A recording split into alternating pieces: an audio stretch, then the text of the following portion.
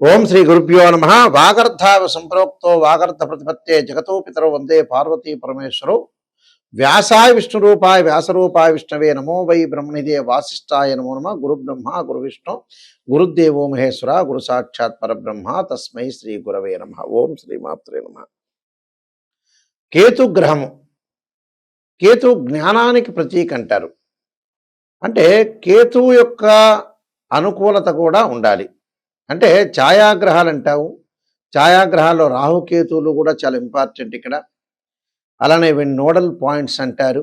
ఈ నోడల్ పాయింట్స్లో కేతు జ్ఞానాన్ని ఇచ్చే గ్రహం కాబట్టి కేతు మనకి ఎలాంటి ఫలితాలు ఇవ్వబోతుంది? ఎందుకంటే కేతువు ప్రస్తుతము పుబ్బా నక్షత్రంలో శుక్ర నక్షత్రంలో ఉన్నారు. ఈ శుక్ర నక్షత్రంలో ఉండటం వల్ల ఎలాంటి ఫలితాలు జరగబోతున్నాయి అంటే మార్చి మనకి 29వ తారీఖు వరకు కూడా తెల్లవారుజాము వరకు కూడా ఎలాంటి ఫలితాలు జరగబోతాయి అంటే శుక్ర నక్షత్రంలో కేతు ఉండటం వల్ల ఎలాంటి ఫలితాలు జరుగుతాయి అంటే సహజంగా కుజవత్ కేతు అంటారు.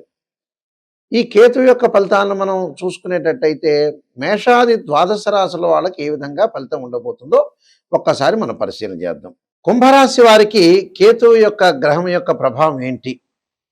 కుంభరాశి వారికి సప్తమ స్థానంలో కేతు యొక్క సంచారం, కేతు కూడా పుబ్బా నక్షత్రమైన శుక్ర నక్షత్రంలో ఉండటం వల్ల ఎలాంటి ఫలితాలు జరగబోతున్నాయి అంటే కుంభరాశి వారికి ఆత్మవిశ్వాసం బాగా పెరగటం, ప్రణాళికాబద్ధంగా చేయాలనుకోవటం, ఒక ప్రణాళికను అనుసరించి ముందుకెళ్ళటం వల్ల వాళ్ళకు అనుకూలమైన ఫలితాలు వస్తాయి. కొత్త నిర్ణయాలు, విద్యార్థులు కొత్త కోర్సుల్లో చేరటము, అలానే వాళ్ళు అనుకున్న పనులన్నీ కూడా సాధించే అవకాశాలు ఎక్కువ ఉంటాయి. మంచి కాలం అనేది గుర్తుంచుకోండి. ఇది ఈ రాశి వారికి వచ్చేటప్పుడు అంటే కేతు యొక్క ప్రభావం వల్లనే, అంటే కేతు మంచి చేస్తాడు, మిగతా గ్రహాలు అనేది కాదు.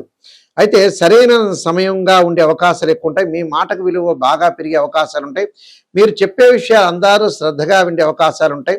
మీలో ప్రతిభ కూడా బయటపడే అవకాశాలు ఉంటాయి. ఆనందంగా ఉంటారు. పెండింగ్ పనులన్నీ కూడా పూర్తి చేసే అవకాశాలు ఎక్కువ ఉంటాయి. కమ్యూనికేషన్ రంగంలో ఉండే వాళ్ళకు కూడా అద్భుతమైన కాలం అని చెప్పుకోవచ్చు. అయితే కేతు యొక్క ప్రభావం వల్ల ఏ విధంగా ఉండబోతుంది అని అంటే దీనిలో నెగిటివ్ కూడా ఉంది. వైఫ్ అండ్ హస్బెండ్ రిలేషన్లో డిస్ప్యూట్స్ రాకుండా, ప్రాబ్లమ్స్ రాకుండా, ఇద్దరు ఒకళ్ళ మాటను ఒకళ్ళు అర్థం చేసుకుని అపార్థం చేసుకోకుండా ఉండటం చాలా మంచిది. అలానే అన్నదమ్ముల మధ్యలో గొడవలు రాకుండా వైఫ్ అండ్ హస్బెండ్ రిలేషన్లో కూడా చాలా ఇంపార్టెంట్. రియల్ ఎస్టేట్ రంగం వాళ్ళు కానీ, అలానే పిత్రార్జితం విషయంలో కానీ, ఫైనాన్షియల్ పరంగా కానీ, అలానే కెమికల్ కంపెనీ రంగంలో ఉన్న వ్యక్తులందరూ కూడా కొంత జాగ్రత్తగా ఉండాలి. ముఖ్యంగా వైఫ్ అండ్ హస్బెండ్ రిలేషన్లో చాలా ఇంపార్టెంట్గా తీసుకుని ముందుకు వెళ్ళాలి. అంటే కొత్త నిర్ణయాలు తీసుకోవటం అనేది మంచిదే. ఉద్యోగపరంగా కూడా కొన్ని ఇబ్బందులు కలిగే అవకాశాలు ఎక్కువగా ఉంటాయి కాబట్టి నిర్ణయం తీసుకోవటంలో చాలా జాగ్రత్తగా అనుసరించి నిర్ణయం తీసుకోండి.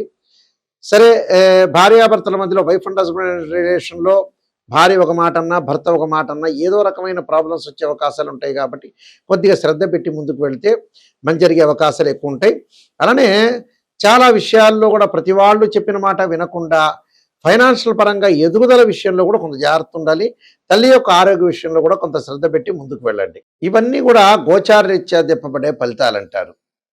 అంటే గోచారం కూడా ప్రాధాన్యత ఉన్నా బర్త్ చార్టు, జన్మజాతకం చాలా ఇంపార్టెంట్. చాలామంది కూడా లైఫ్లో నాకేమి జరగట్లేదు, ఫైనాన్షియల్ పరంగా ఇబ్బందులు ఉంటాయి, మ్యారేజ్ జరగట్లేదు, సంతానం కలగట్లేదు, ఒక వ్యాపారంలో నేను ఉండలేకపోతున్నాను, ఇల్లు కొనుగోలు చేయలేకపోతున్నాను చాలామంది చెబుతుంటారు సహజంగా. కానీ నిజం చెప్పాలంటే ఏమిటనంటే వాళ్ళు బర్త్ చార్ట్ను సరిగా అనుసరించరు. అనుసరించకపోవటం అంటే ఏంటంటే జీవితం అనేది ఎప్పుడు కూడా మన చేతుల్లోనే ఉంటుంది. మన చేతుల్లో ఉండటం అంటే ఏంటంటే భగవంతుడి యొక్క అనుగ్రహం ఉండాలి. అలానే మన జాతక పరంగా ఏదైతే దోషాలు ఉంటాయో ఆ దోషాలను నివారణ చేసుకోవడం కూడా చాలా ఇంపార్టెంట్. దగ్గరికి వచ్చే వాళ్ళందరూ కూడా చాలామంది కూడా ఎందుకు పొరపాటు పడుతున్నారో నేను చాలా రీసెర్చ్ చేశాను. నేను 95 దగ్గర నుంచి ఆస్ట్రాలజీలో ఉన్నాను. అది MSc mathematics, MA astrology, MA English, MA Telugu. మా పూర్వీకులందరూ కూడా జ్యోతిష సిద్ధాంతులే. అయితే ఇక్కడ ప్రత్యేకంగా మా నాన్నగారు బ్రహ్మశ్రీ నాయకంటి కుమారస్వామి శర్మ దైవజ్ఞ అని ఇంటర్నేషనల్ ఆస్ట్రాలజరు, శ్రీశైలంలో ప్రధాన పురోహితులు కూడా పనిచేశారు. మన జీవితాన్ని నేను పిహెచ్డి చేశాను జ్యోతిష్యంలో. అంటే ఆస్ట్రాలజీ పరంగా ఎందుకు ప్రజలు ఇలా అవుతున్నారని ముందుకు వెళ్ళాను. అంటే ఆస్ట్రాలజీ అంతా కూడా మనం చూసుకునేటట్టయితే ఎందుకు జరుగుతుంది అంటే స్వయంకృత అపరాధం. ఒక అమ్మాయికి పెళ్లి కావాలంటే, ఒక అబ్బాయికి పెళ్లి కావాలంటే వాళ్ళు కరెక్ట్గా జాతకం చూపించుకోలేకపోవటం, నెగిటివ్ నెగిటివ్ పాజిటివ్ పాజిటివ్ అని ఎంతకీ గురువుగారు పాజిటివ్ చెబుతున్నారా లేదని చూస్తున్నారు. కానీ పాజిటివ్ చెప్పడం వల్ల పెద్దగా ఒరిగేది ఏముండదు. మీరు 10 నిమిషాలు సంతోషిస్తారు. ఇక సంతోషించిన తర్వాత ఇంకో 10 సంవత్సరాల తర్వాత గురువుగారు చెప్పింది జరగట్లేదు అని అనుకుంటారు. స్త్రీయ లోపం పెరుగుట పెద్ద విద్య. లోపం ఎరిగిన వాడే పూర్ణుడవుతాట. మనలో లోపాలను మనం సవరణ చేసుకొని ముందుకెళ్తేనే లైఫ్ అనేది ఉంటుంది. ఒక జాతకాన్ని చూపించుకునే ముందు మన జాతకంలో దోషం నా వివాహం కావట్లేదు, సంతానం కలగట్లేదు అని అంటే జాతకంలో 100% దోషం ఉన్నట్టే గుర్తుపెట్టుకోండి. ఏ జ్యోతిష్యుల దగ్గర చూపించినా చూపించకపోయినా మీ జాతకం అనేది ఇప్పుడు ఒక డాక్టర్ దగ్గరికి వెళ్ళాం. ఆ డాక్టర్ దగ్గరికి వెళ్ళినప్పుడు షుగర్ వచ్చింది అని అంటే శరీరంలో ఇన్బ్యాలెన్స్ తప్పినట్టే. బీపీ వచ్చిందంటే బ్లడ్లో తేడా వచ్చినట్టే. అలానే జాతకంలో వివాహం కాలేదు, సంతానం కలగట్లేదు అని అంటే జాతకపరంగా దోషం ఉన్నట్టే. అది గోచారరీత్యా కాదు. గోచారం అనేది ఏంటంటే సహజంగా నేను పదే పదే చెబుతున్నా. ఒక చెట్టు ఉంటుంది. ఆ చెట్టుకు వేళ్ళు ఉన్నది బర్త్ చార్ట్. వేళ్ళు అంటే చాలా ఇంపార్టెంట్ అక్కడ. వేళ్ళ తర్వాత కాండం ఉంటుంది. కాండం తర్వాత కొమ్మలు ఉంటాయి. ఆ కొమ్మల తర్వాత ఆకులు ఉంటాయి. ఆకులు ఎలా ఉంటాయి? వింటర్ సీజన్లో రెయిన్ సీజన్లో వస్తాయి. వింటర్ సీజన్లో అలానే ఉంటాయి. సమ్మర్ సీజన్లో కింద పడిపోతుంది. అదే గోచారం అంటారు. గోచారం ఇంపార్టెంట్ కాదు. ఎప్పుడు కూడా birth chart, name, date of birth, time, place of birth తీసుకొని D16 చార్ట్స్ అంటే 16 లగ్న కుండల్ని మనం చూస్తేనే జాతకం తెలుస్తుంది. ఎలా పడితే అలా జాతకం తెలియదు. మ్యాథమెటికల్ క్యాలిక్యులేషన్ కూడా చాలా ఇంపార్టెంట్. ఎప్పుడు కూడా జీవితంలో మనిషి బాగుపడకపోవడానికి కారణం ఏంటంటే ఫస్ట్ స్వయంకృతాపరాధం. నిజమే గురువుగారు చెప్పారు జాతకపరంగా నాకు ఇన్ని సంవత్సరాలైంది పెళ్లి కాలేదు, నాకు ఇన్ని సంవత్సరాలైంది సంతానం కలగదు, ఇన్ని సంవత్సరాలైంది నేను డెవలప్మెంట్ చెందలేదు అంటే జాతకపరంగా మీరు పర్ఫెక్ట్గా రెమెడీస్ చేసుకోవాలి. కొన్ని జాతకాల్లో చిన్న చిన్న రెమెడీస్ ఉంటాయి, కొన్ని జాతకాల్లో పెద్ద పెద్ద రెమెడీస్ ఉంటాయి. ఆ రెమెడీస్ కొంతమంది చేయకుండా ఎంతో ఖర్చు అవుతుంది, 40,000 అవుతుంది, 30,000 అవుతుంది, 50,000 అవుతుందని ఖర్చుకు వెనకాడిన వ్యక్తులే ఫెయిల్ అయిపోతున్నారు ఇక్కడ. అలానే ఖర్చు చేయట్లేదు ఆ మనిషి. 50,000 రూపాయలు, 60,000 రూపాయలు సెల్ ఫోన్ కొంటున్నాడు, ఎంజాయ్మెంట్ చేస్తున్నా, అన్ని రకాలు చేస్తున్నాడు. అంటే జీవితానికి మనకు కావాల్సింది ఏదైతే ఉంటుందో దాన్ని డబ్బు ఖర్చు పెట్టాలి. పొద్దుగులు డబ్బులు ఖర్చు పెట్టడం కాదు. మేము ఎగ్జాంపుల్ చాలామంది చూస్తుంటాం. హైదరాబాద్ నుంచి ఒక అబ్బాయి విశాఖపట్నంలో ఉంటాడు. దానికి ఖర్చు అవుతుందని కొంతమంది వెనకాడే వాళ్ళు ఉంటారు. కానీ మంచి ఎక్కడైతే ఉంటుందో డబ్బు పెట్టి కొనుక్కోవాలి, చెడుని డబ్బు పెట్టి వదిలేయాలి. అలాంటివి మన వాళ్ళకి చేత కావట్లే. చాలామంది కూడా మేము రీసెర్చ్ చేస్తే ఎందుకు లైఫ్లో వీళ్ళు పొరపాటు పడుతున్నారు, నిజంగా ఎందుకు, అసలు ఎందుకు వీళ్ళని బాగు చేయాలని ఒక నేను ఆలోచన చేస్తుంటాను. అంటే మా ఫాదర్ కానీ మేము కానీ గతంలో డిస్కషన్ చేసేవాళ్ళు ఎందుకు డెవలప్మెంట్ కాలేకపోతున్నారంటే నిజంగా జాతకపరంగా కొంతమంది ఏం చేస్తారంటే మొండిగా ఉండటం, ఒక వృత్తి ప్రొఫెషన్లో ఆస్ట్రాలజీ పరంగా వెళ్ళాలంటే అలా చేయలేకపోవటం, ఏదో వాళ్ళకి ఇష్టం వచ్చిన వృత్తి చేయటం, ఇష్టం వచ్చినట్టుగా రాజకీయంలోకి ఇప్పుడు ఎలక్షన్స్ వస్తున్నాయి. ఎలక్షన్స్లో వద్దు అని అంటే రాజకీయంలో పోటీ చేయటం, డబ్బులు పోగొట్టుకోవటం. కొంతమంది బాబు ఈ ఇల్లు కొనుక్కోండి, మీ దగ్గర డబ్బులు ఉన్నాయి, ఇల్లు కొనుక్కోండి అని చెబితే కొంతమంది కొనుక్కోలేకపోవటం. ఎందుకంటే సలహాలు అనేది చాలా ఇంపార్టెంట్ ఇక్కడ లైఫ్లో. ప్రతిదీ కూడా ఆస్ట్రాలజికల్గా బేస్లో ఆస్ట్రాలజికల్గా అనుసరించి ఆస్ట్రాలజీలో ఏముంది, మ్యారిటల్ స్టేటస్ కానీ, అలానే మనకి చిల్డ్రన్స్ కానీ, ఇన్కమ్ గ్రోత్ కానీ, ఎంప్లాయ్మెంట్ కానీ, అలానే ఫైనాన్షియల్ స్టేటస్ కానీ, అలానే ఏదైతే ఇళ్ళు కొనుగోలు చేయాలన్నా, ల్యాండ్స్ కొనుగోలు చేయాలన్నా, హెల్త్ పరంగా ఉండే విషయాలు కానీ చాలా జాగ్రత్తగా అనుసరించి లైఫ్లో ముందుకెళ్ళాలి. ఎక్కువ కాలం చాలామంది కూడా ఈ మధ్యన ఎక్కువ కాలం బతుకుతున్నారు అనుకుంటున్నారు. పాత వాళ్ళంతా 80, 85, 90 అలా బతికారు. కానీ లైఫ్ అనేది ఎలా ఉంటుందంటే 50 ఏళ్ళు 55 ఏళ్ళు కాగానే ఆ లైఫ్లో అతను ఆరోగ్యపరంగా ఇబ్బందులు రావటం, బీపీ రావటం, షుగర్ రావటం. చూడండి ప్రతి 10 మందిలో ఎక్కువ మంది షుగర్ ఉంటుంది. చాలామంది ఇంట్లో షుగర్ లేకపోయినా ఒంట్లో షుగర్ గ్యారంటీగా ఉంటుంది. అంటే లైఫ్ అనేది గ్యాస్ ట్రబుల్ రావటం. అందువల్లే పాత రోజుల్లో చిన్నప్పుడు వివాహం చేసేవాళ్ళు 24, 25కే చేస్తే ఖచ్చితంగా తండ్రికి 78 ఏళ్ళు వచ్చేటప్పుడు 53 ఏళ్ళ కొడుకుండేవాడు. అవన్నీ అనుసరించాలి కొన్ని విషయాలు.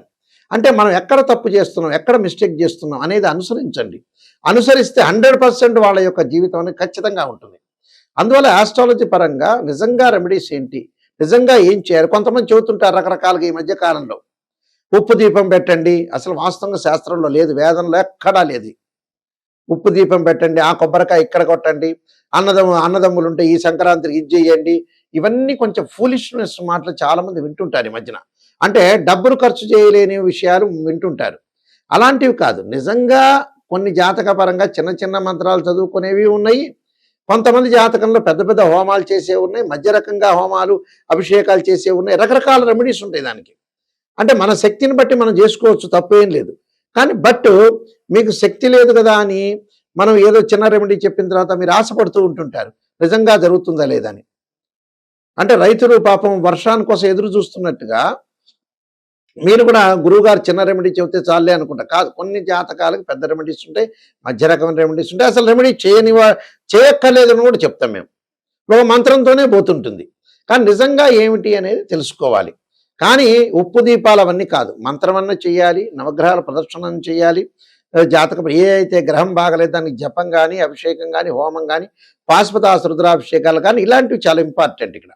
అయితే ఇలాంటివన్నీ చేయకుండా నేను జ్యోతిష్యుడి దగ్గర చూపించుకున్నానండి, ఆయన బాగానే చెప్పాడు, నాకు సంతోషకరంగా చెప్పాడు. ఈ మధ్య కాలంలో ఒక వ్యక్తికి నేను చెబుతూ ఉంటే, గురువు గారండి ఇప్పుడు నెగిటివ్ ఉన్నది నెగిటివ్ చెప్పాలి, పాజిటివ్ ఉన్నది పాజిటివ్ చెప్తారు. అసలు జీవితంలో పాజిటివ్నే లేదనుకోండి ఏం చేస్తాం? కొంతమంది పాజిటివ్ కూడా ఉంటుంది, ఫుల్ పాజిటివ్ ఉంటుంది, కొంతమంది నెగిటివ్ ఉంటుంది. యోగాలు అనేవి కూడా గుర్తుపెట్టుకోండి.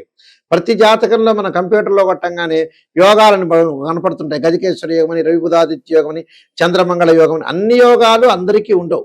ఏదో కొన్ని కోట్ల మందిలో కొంతమందికి మాత్రమే యోగాలు ఉంటాయి. కానీ అందరికీ కూడా బుధాదిత్య యోగాలు, చంద్రమంగళ యోగాలు మాకు బాగా ఉన్నాయి, విపరీతంగా ఉన్నాయి అని అనుకోవద్దండి. నిజంగా యోగం ఉందే లేదో తెలుసుకోండి. యోగం అంటే ఏంటంటే 2 గ్రహాల యొక్క కలయిక. ఇలాంటి విషయాలన్నీ కూడా మీరు అనుసరించండి. అయితే www.nayakanti.com, www.nayakanti.in చూడండి. నేను 15 పుస్తకాలు రాజమండ్రి మోహన్ పబ్లికేషన్ వాళ్ళకి రాశాను. నేను కాలసర్పయోగము, కాలసర్పయోగ చంద్రిక, రాహుకేతులు, ఛాయాగ్రహాలు, అలానే పుత్రగణపతి వ్రతము, స్వప్నశాస్త్ర ఫలదీపిక, అలానే వివాహ మార్తాండము, జాతక చంద్రిక, బృహత్ పరిహార సింధు, ఇలాంటి నెంబర్ ఆఫ్ సర్వదేవతా గోత్ర పౌరులు పార్ట్ 1, పార్ట్ 2, ఇలాంటి నెంబర్ ఆఫ్ ఆస్ట్రాలజీ బుక్స్ అన్ని కూడా రాశాను. ఆ బుక్స్ కూడా మా దగ్గర దొరుకుతాయి. కావాలంటే రాజమండ్రి మోహన్ పబ్లికేషన్ వాళ్ళని కూడా మీరు సంప్రదించవచ్చు. కానీ జాతకం చెప్పించుకునే వాళ్ళు ఎవరైనా సరే నా దగ్గరికి వచ్చేవాళ్ళు నిజాన్ని తెలుసుకోవడానికి మాత్రమే రండి. ఎందుకంటే మిమ్మల్ని నేను బాగు చేసే స్థితికి రావాలి, మిమ్మల్ని సేవ్ చేయాలి. సేవ్ చేయకుండా కేవలం పొగిడేటట్టయితే జాతకం చెప్పించుకోవడం దండగా, ఓపెన్గా చెబుతున్నాను. మీ కన్సల్టింగ్ ఫీజు కూడా దండగే. నిజం తెలుసుకోండి. నిజం తెలుసుకొని ఆ చిన్న మంత్రంతో పోతుందా, లేకపోతే ఓ టెంపుల్ సంప్రదించాలా, లేకపోతే నిజంగా హోమం చేయాలా, నిజంగా యాగం చేయాలా, అసలు నిజంగా తగ్గుతుందా లేదా, లేకపోతే వేరే దశల్లో కూడా జీవితం అనేది మారుతుందా అంటే ఇన్ని రకాల అనాలిసిస్ చేయాలి. అనాలిసిస్ చేస్తేనే లైఫ్ అనేది బాగుంటుంది. అందువల్ల నిజాన్ని తెలుసుకుని, నిజం అనేది నిప్పు లాంటిది. సత్యం ఎప్పుడూ కూడా సత్యంగానే ఉంటుంది. అసత్యం ఎప్పుడైనా 10 ఏళ్ల తర్వాత అయినా బయటపడేది. ఈరోజు కాదు, రేపు కాదు, ఎల్లుండి కాదు, ఖచ్చితంగా బయటపడుతుంది. కాబట్టి మీ అందరికీ కూడా తప్పకుండా మంచి జరగాలని, శ్రీ పరమేశ్వరుడి యొక్క కరుణాకటాక్షం ఉండాలని ఆశిస్తూ, సర్వే జనా సుఖినో భవంతు.